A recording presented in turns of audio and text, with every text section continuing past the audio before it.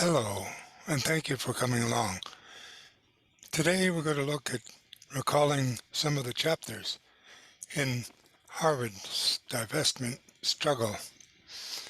This is part 3 of a multiple-part series, and we're going to look today at these questions of the difference between when the victory was declared in September 2021 and the Divest Fest, which was scheduled for the 3rd of May, earlier this month, in 2022.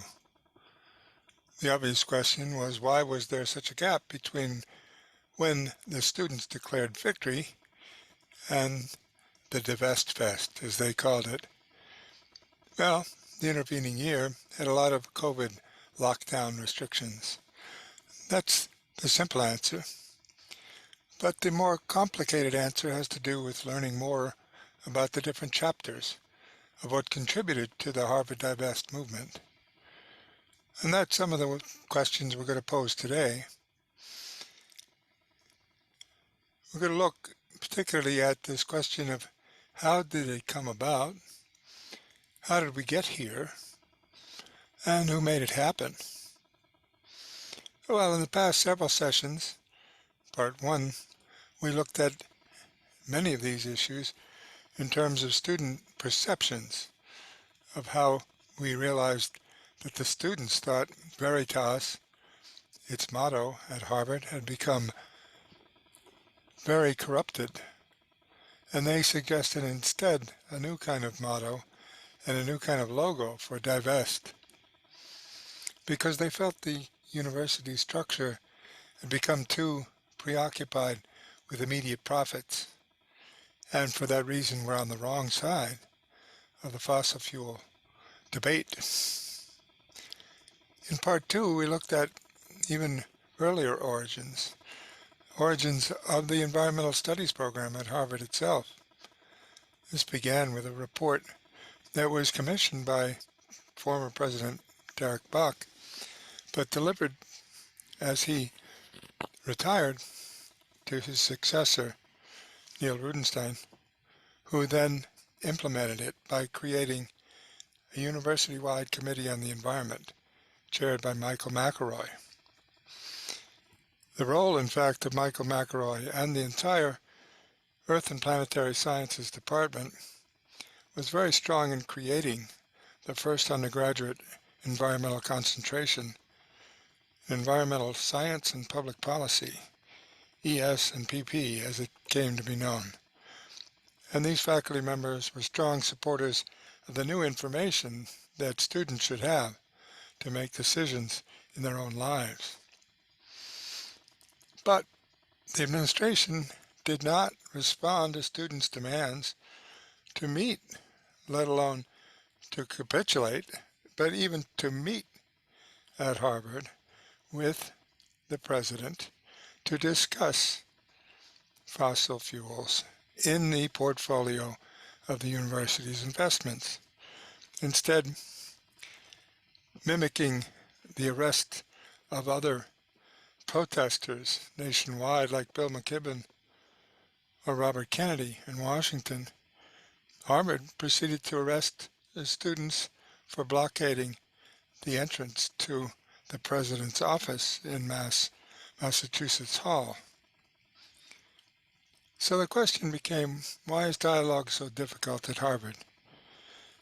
And there have been people who looked into this, as in this program here presented on Cambridge Community Television years ago called The Voices and Silences Behind the Fossil Fuel Protest, analyzing why Professor Drew Faust, President Drew Faust, basically backed the fossil fuel industry's line that more research was needed and that Harvard should participate in the research but not act on its portfolio. In response to this, students got mad and organized at the same time. It's worth looking at their statement because it's very clear they realized that they weren't making headway with the administration, So they'd have to develop allies with other members of the Harvard community, the most numerous of which, of course, is their alumni, distinguished alumni, as it turns out, as well as staff and parents of students, and indeed the entire community of Cambridge, Massachusetts that surrounds Harvard and in fact makes it possible for Harvard to exist. It's worth listening to the student statement of who they are as they put forward the statement, "We are Divest Harvard." Let's listen. We are Divest Harvard. We're students, faculty, alumni, and members of the community calling on Harvard to divest from fossil fuel companies in order to stigmatize the fossil fuel industry and open up space for political action on climate change. Fossil fuel divestment means taking your money out of investments in fossil fuels and instead putting it into more socially responsible companies. Our message is simple. If it's wrong to wreck the planet and threaten millions of lives, then it's wrong to profit from that destruction.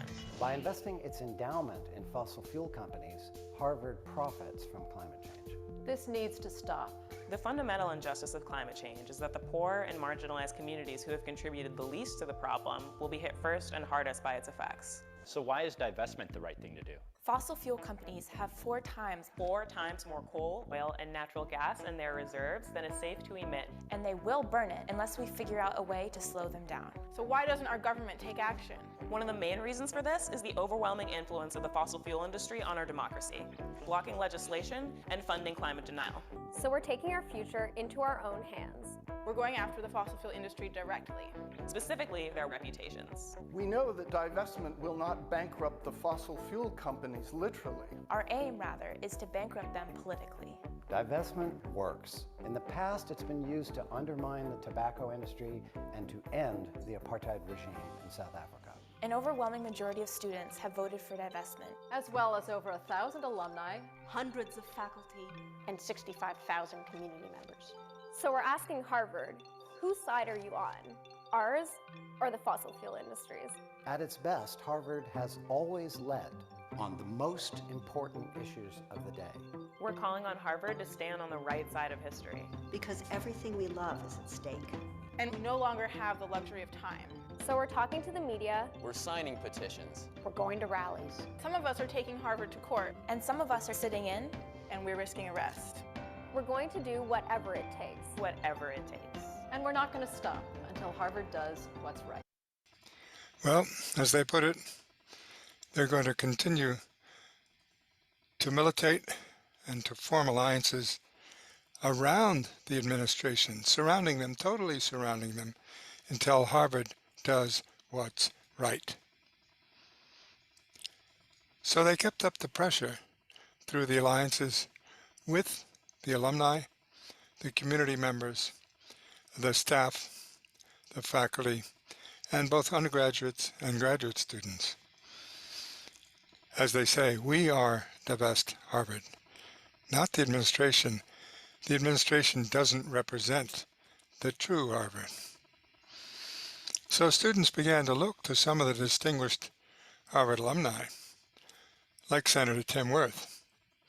And they had a great deal to learn from these distinguished alumni because Senator Tim Wirth had quite a bit of experience in dealing with climate change.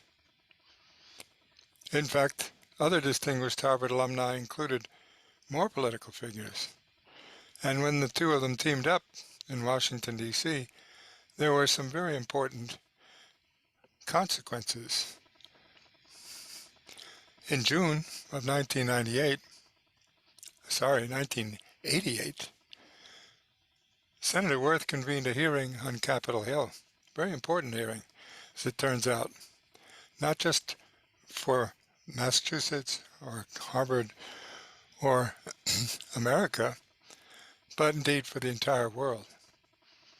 At that hearing, it was revealed by climate scientists that we're in deep trouble.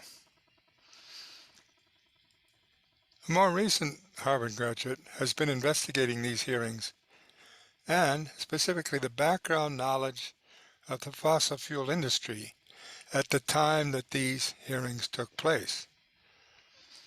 Benjamin Franta actually completed 2 degrees, one in nuclear physics and the second as a historian. He's now working as a climate historian and activist, focusing on the disinformation, misinformation, and incompletely communicated information from the fossil fuel industry to the public through the testimonies of those who came before the Worth Committee and other Senate committees at the time. Let's have a look.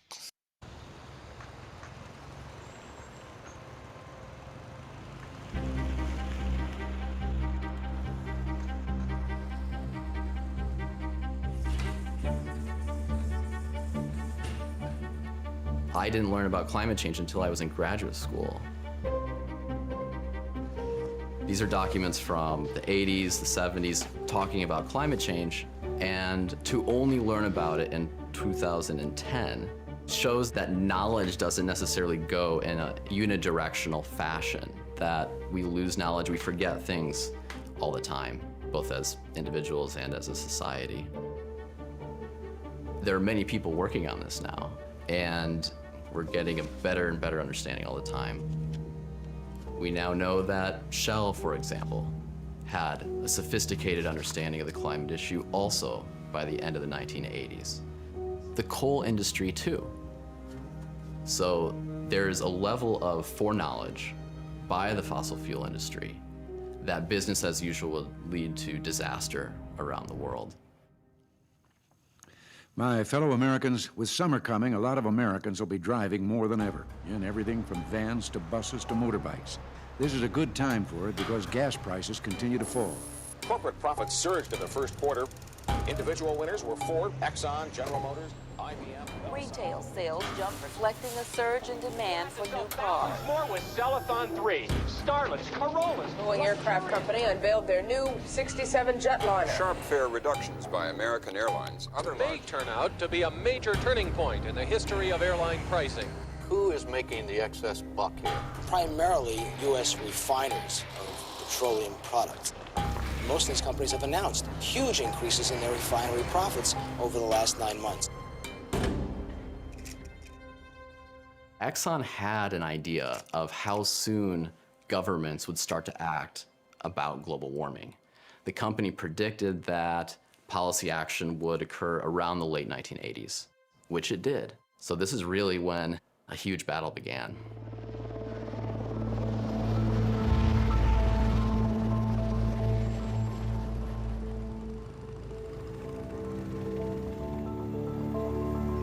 (1988) was the year that the issue of climate change moved from scientific journals into the realm of public policy.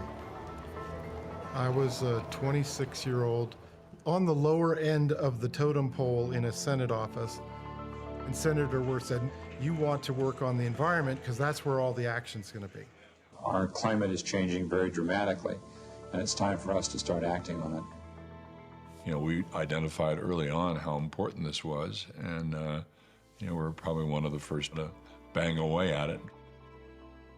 Senator Worth said, "I want to write a piece of legislation that addresses global warming." The first person I reached out to was Dr. Hansen, the distinguished senior scientist at NASA. A lot had changed between the middle 1970s when we first got interested in the problem and the 1980s, the late 1980s, because the real world was beginning to show signs that humans were affecting climate. That implies that we're really going to get a significant change a few decades downstream. My response was pretty immediate. This is a big deal. You know, we need to get working on a hearing. Seattle and other parts of the Northwest had their driest February in history. Irrigation reservoirs are 40 to 85% below normal levels. By the spring of 1988, there was a full-scale drought. The earliest fire season in memory has been declared. They're dredging around the clock on the once mighty, now shrunken Mississippi to free hundreds of barges. It was my perception that the media wanted to explain this drought and seemed to be at a tipping point on the issue of climate change. The evening before, I was lying on my bed in a hotel in Washington writing my testimony and listening to the Yankees baseball game. And I wrote my testimony out by hand. I do think that scientists have a moral obligation to point out the implications of their findings and try to do it as clearly as possible. I had a sense that it was going to be a good hearing and that his statement would be important. You could feel it in the room that this was a significant moment. Thank you for the opportunity to present the results of my research on the greenhouse effect, which has been carried out with my colleagues at the NASA Goddard Institute for Space Studies. I would like to draw three main conclusions. Number one, the Earth is warmer in 1988 than at any time in the history of instrumental measurements. Number two, the global warming is now large enough that we can ascribe, with a high degree of confidence, a cause and effect relationship to the greenhouse effect. And number three, our computer climate simulations indicate that the greenhouse effect is already large enough to begin to affect the probability of extreme events such as summer heat waves. Altogether, this evidence represents a very strong case, in my opinion, that the greenhouse effect has been detected and it is changing our climate now. That was a kind of a magic sentence. This was not environmental groups. This was not some green cabal. This was probably the lead climate scientist in the federal government making this statement. This, then, is what Ben Franta has found in a preliminary way, looking at the background knowledge of the fossil fuel industry at the time, 1988, 34 years ago, before, in fact, he was born. Now, Ben Franta's findings are confirmed by many others, including senior people like Gus Speth. James Gustav Speth, distinguished American environmentalist, Dean of the Yale School of Forestry and Environmental Studies, recently published a book called They Knew, the U.S. federal government's 50-year role in causing the climate crisis. They knew, but they did not act. This is why he's suggesting that the U.S. government has had a role in causing the climate crisis, having been bought out by the fossil fuel industry. So if you ask the question, why is dialogue so difficult at Harvard for all this period, and you look behind the silences, it has to do with the fact that the administration was carrying the water for the fossil fuel industry, apologizing for it, saying that they're making progress, saying that the students shouldn't be militant. In fact, they should buy up shares within the fossil fuel industry and try to influence things from inside the shareholders' perspective. Very silly ideas put forward by the president and those advising her from the financial side of the investment portfolio at Harvard. By 2015, Harvard students had made no progress with the Divest Harvard movement at the administrative level. And it's sad to say the national political leadership had failed them as well. In fact, they were facing the great leap backwards, a breathtaking failure of U.S. political leadership on global climate change. This was registered at the time in a 2015 webcast from Cambridge Community Television. Let's have a look. Hello, and thank you once again for coming along. This evening we want to look at the extraordinary collapse of American political leadership in reference to the most important issue facing humankind. Over the last 27 years, and now counting, because it seems like there's another 2 years until another election, and maybe another 4 years or 8 years or who knows how many years until a reversal of course, we are in real trouble. 27 years and counting, we've been taking a huge leap backwards. By we, I mean the human community, but in particular the United States political leadership. It has chosen to ignore the evidence that they themselves called before them in committees to give testimony. And not only to ignore it, but to spend a lot of time denying it. This is really quite extraordinary. It has to be explained in some way. Why is it that we're marching resolutely in the wrong direction, 180 degrees in the wrong direction, with an increased intensity in every electoral cycle that occurs? It really has to be explained. It's not an accident, but it certainly is not self-evident. So we're going to look at the great leap backwards, the breathtaking failure of U.S. political leadership on global climate change.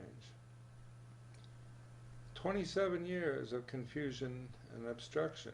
This is pretty extraordinary. You don't find that sort of crescendo in the wrong direction anywhere else in the world. It's really an American phenomenon. Now you'll recall that 27 years ago, basically, the U.S. Senate held hearings on the 23rd of June, we'll be coming up to that 27th anniversary this June, in which they called a number of people to appear, and in particular, the man at the center took the microphone and said in very clear words what he thought was happening. Barring a remarkable and improbable cooling, 1988 will be the warmest year on the record. Altogether, this evidence represents a very strong case, in my opinion, that the greenhouse effect has been detected and it is changing our climate now. Okay, no ambiguity there. It has been detected and it is changing our climate now. Now, Jim McCarthy was, Jim Hansen was asked back several times to different committees and on different occasions, and the number of snapshots of him in 1988 alone is staggering. He comes back in 1989 in a different suit and gives the same message with increased power, so much so that some political figures actually start taking notes on it. You'll notice a somewhat younger Al Gore here, who seems to realize that there's something at stake, hasn't yet run for the vice presidency. This is 3 years ahead of his 1992 bid with Clinton. And Jim Hansen basically offers him the text for his book, Earth in the Balance, which he writes before he runs in 1992 for vice president. And he's not alone. Other Senate committees, the Senate Committee on Environment and Public Works, held similar hearings, not the same day, but in fact 3 months later. If you look at the dates of these things, C-SPAN has a record of them, and they're recorded. This was on the 14th of September, 1988. C-SPAN captured it, and it was a committee hearing entitled The Greenhouse Effect. Senate Environment Subcommittee, Greenhouse Effect. Senator Max Baucus, Democrat from Montana, was the chair of that committee and subcommittee, and Sherwood Rowland showed up to testify on that panel brought before the Senate. Now, who's Sherwood Rowland? Well, he's at the Department of Chemistry, University of California, Irvine at the time, but you'll see if you look into it that he's done other things. In fact, in 1995, he was named a Nobel laureate for his work on atmospheric chemistry, first one to receive anyone that was explicitly an environment award. His work on atmospheric ozone is absolutely stellar and won him the Nobel Prize. Who else was on the panel? Ralph Cicero. He was then at the National Center of Atmospheric Research in Boulder.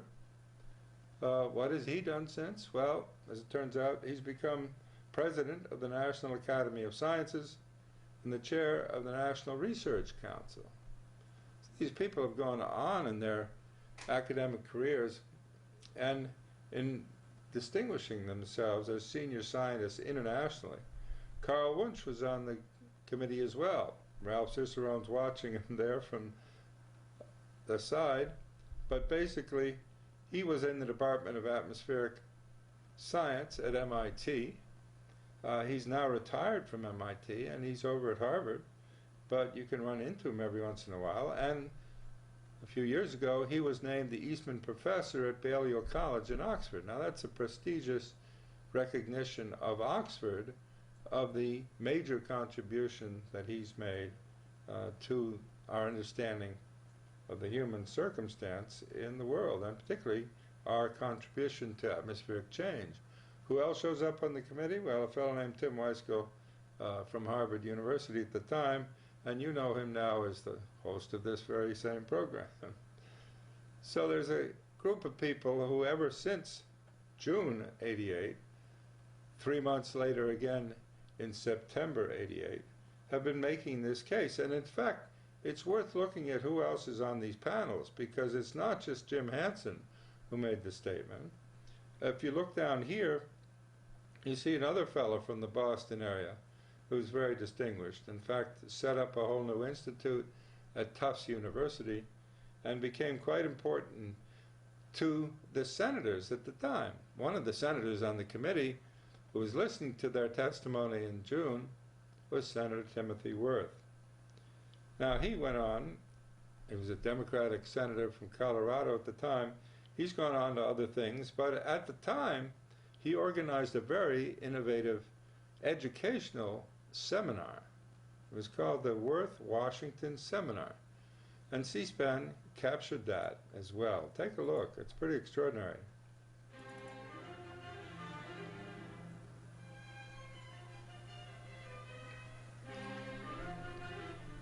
Up next on C-SPAN, we return to the Hart Office building on Capitol Hill for more of our live coverage of the annual Washington Seminar sponsored by Senator Timothy Worth of Colorado.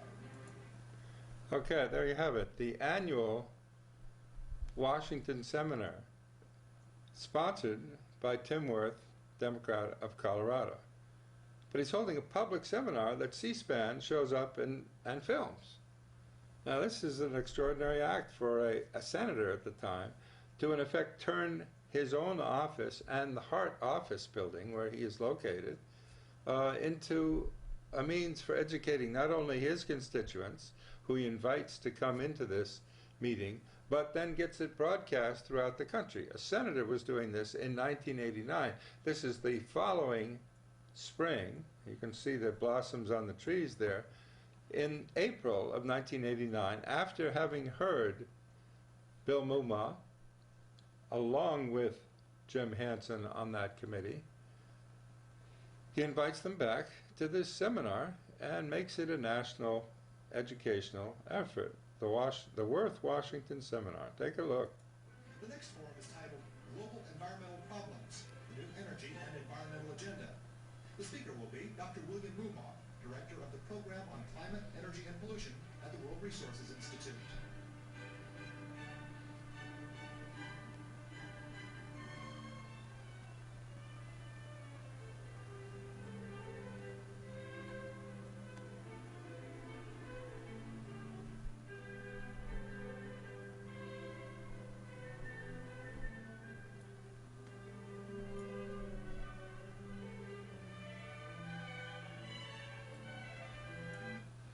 Now, just think about this as a precedent.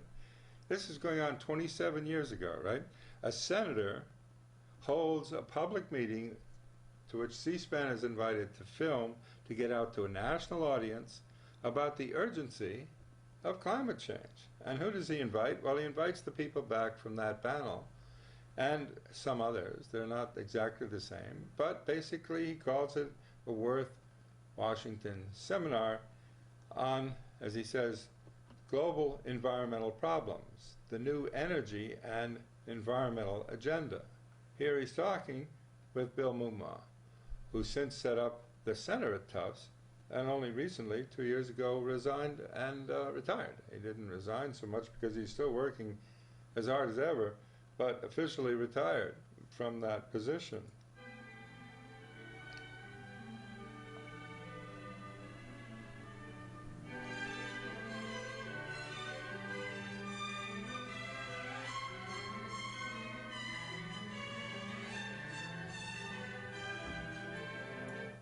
Now here, just take a look. This is a serious group of people who show up to the Hart Senate office building to hear what the heck's going on here, being briefed by the senator and the panel that he pulls together, not as part of the official Senate testimony anymore, but as a new kind of platform to reach out to the American people.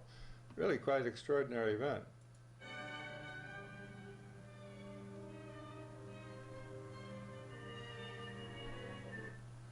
Okay, well, I'd urge you to look into it. You can call these things back from C-SPAN. That's the advantage of having an archive as deep as they have. Look into it. See how he interacts with Bill Mumma, who is an atmospheric chemist by training, and the director of the program on climate at the World Resources Institute at this point. As I say, Worth pulled this together under the rubric of Worth Washington Seminar, Global Environmental Problems. They became so famous together, in effect, it became known as the Tim and Bill Show, Tim Worth and Bill Mumma. And you can see the kind of tribute he gives to Bill Mumma in bringing this to the attention of the Senate. Not just Jim Hansen, but Bill Mumma. The question of the survival of life systems in the world comes home to all of us, and will come home to all of us at striking speed, as Tom Lovejoy was suggesting today. If we destroy the rainforest, the implication for that, not only in the arrogance of destroying this remarkable reserve in such a mindless fashion, but also the impact on climate patterns that will come back and have an enormous impact on us. Global warming, which will also have an enormous impact on us. I believe the problem is close enough and severe enough, global warming and so many other issues, that we have a very short period of time in which to act before we cause very significant dangers to the life support systems we were talking about earlier. Okay. Now please look at the date on this. This is April 21st, 1989. Right? It's after the 1988 testimony. The next spring, he holds the seminar. And April 21st, 1989, he's talking about the short window of time that we've got to act. In all of this, there are some people in the country, again, who've been out on the cutting edge scientifically and in a policy fashion. And our speaker today, Bill Mumma, is one of those. Dr. Mumma is a graduate of Williams and got his PhD from MIT. He has taught at UCLA and at Tufts, was Fitch Professor of Chemistry and Director of the Environmental Program at Williams College, and is currently the Director of the Climate, Energy, and Pollution Program at the World Resources Institute. It was WRI and the resources that they have brought together who were particularly helpful as we were putting together, starting a year and a half ago, this very ambitious and enormously important global warming legislation. This large bill that WRI helped us to write with the assistance of a number of other groups started a year and a half ago as sort of a thought that, well, let's try to put together what ought to be done. And we have slowly but surely done that. I introduced it last year. There were 12 Senate sponsors, I believe, last year for the legislation. Now that's interesting. He introduced it last year. He's saying this in 1989. So it was 1988 when Worth introduced this. He says there were 12 Senate sponsors for the legislation in 1988. He then goes on to give other figures. Just listen, it's staggering. Got comments since the last Congress from all across the country. I I reintroduced it again this last January, and we now have 35 members, more than 1/3 of the United States Senate. Okay, he introduces it then again in January of 1989, and it goes from 12 co-sponsors to 35 co-sponsors, more than 1/3 of the Senate within less than a year, right? Pretty staggering movement and momentum established by Tim Wirth at the time. Then take a look. Are willing to co-sponsor this legislation, co-author the legislation, put their names on it, and this is not an uncontroversial or easy piece of legislation. It is very difficult. The challenges that we face in energy policy, in population policy, in forestation policy, right across the board, so many areas that demand significant change. Each one of those areas is also surrounded by a set of interests who don't want to see change. So the fact that there are 35, more than 1/3 of the members of this body, are willing to get on this and willing to say this is important, we want to make that kind of change, is a very significant first legislative step. Okay, very significant first legislative step, 1989, 35 co-sponsors of the bill on global environment that Tim Wirth introduced. Now, how was he able to introduce it and get that much support very quickly? He actually goes on and tells us about that. We could not have done all of this without the assistance of Bill and WRI, and he is one of the people who has thought most clearly for a long period of time about global warming and related international environmental problems. Bill Mumma.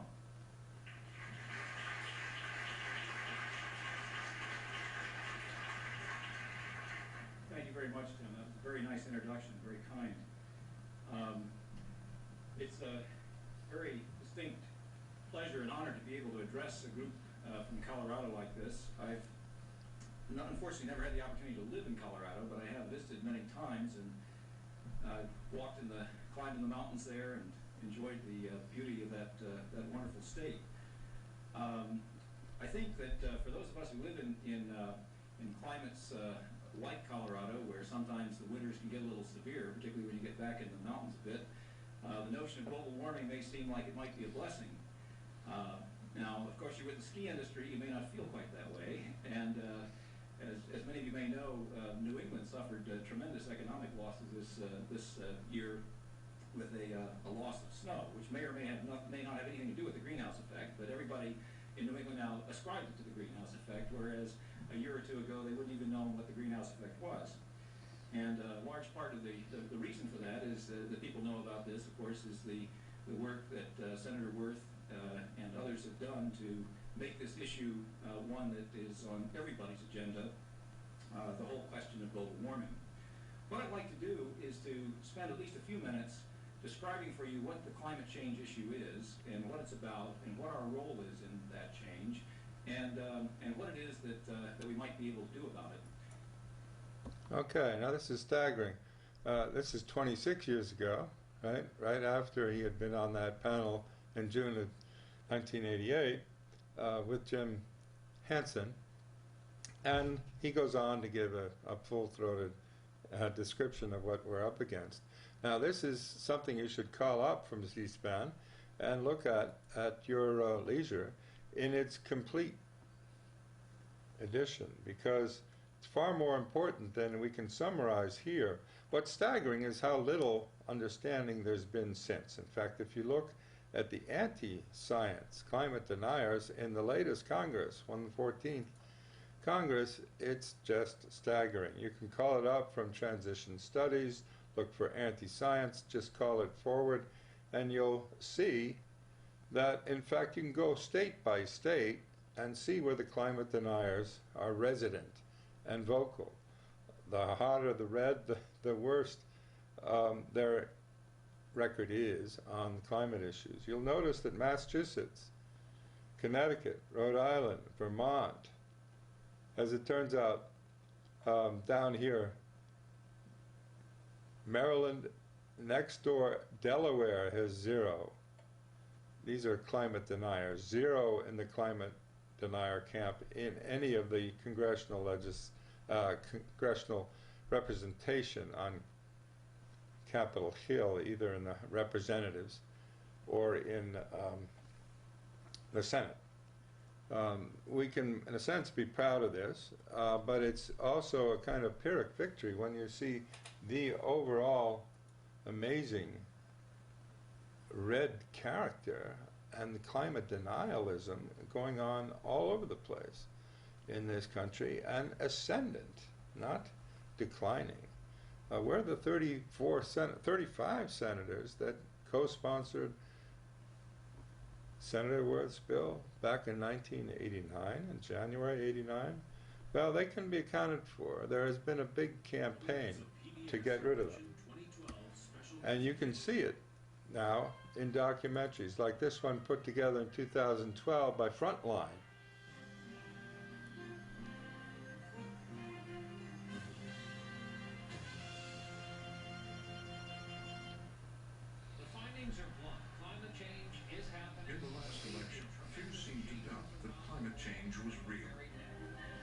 Change poses a growing danger. The risks of climate change are real. But since then, a successful campaign has been waged to introduce doubt about the science.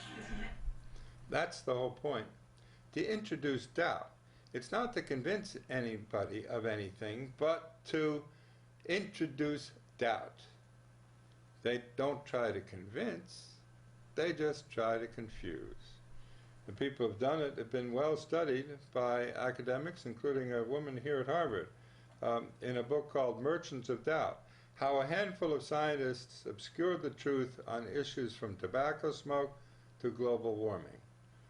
Well financed from the outside and from people like the Koch brothers. Take a look.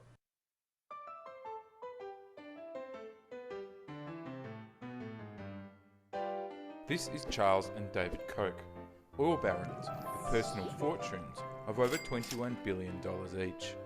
But perhaps their greatest achievement is helping convince the world that global warming doesn't exist.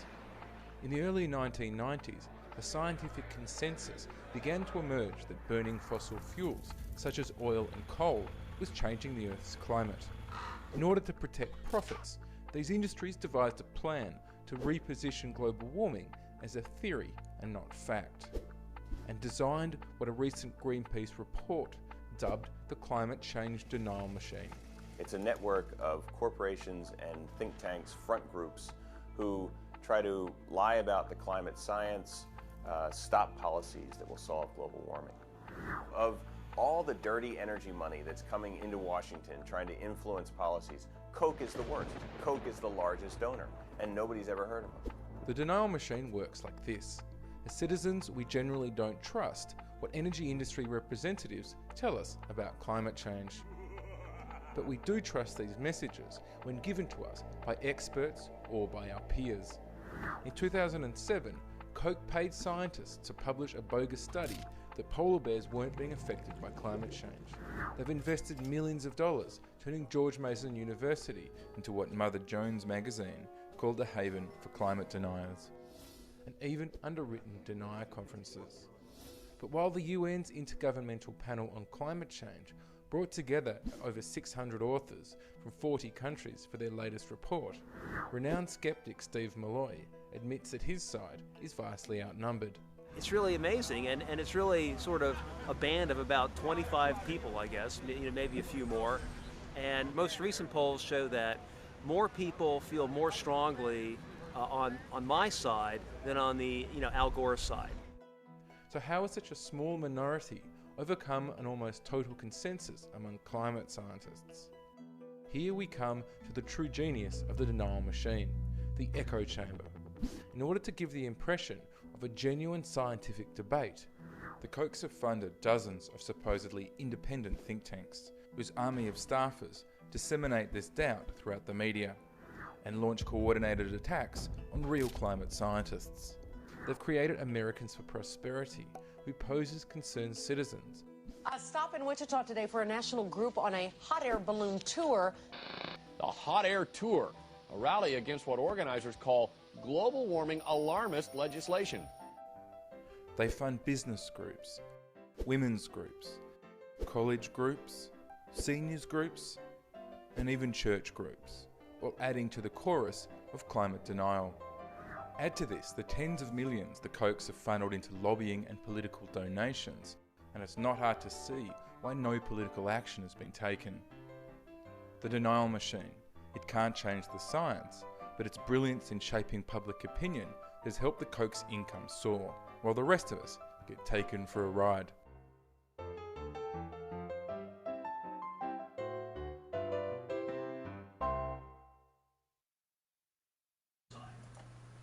Well, okay, well funded, millions of dollars into disinformation and misinformation, and what do you get? Well, you in fact get an extraordinary, great leap backwards, breathtaking failure of U.S. political leadership on climate change. They're unable to stand up against the lobbyists that can be called in to pay for the opposition.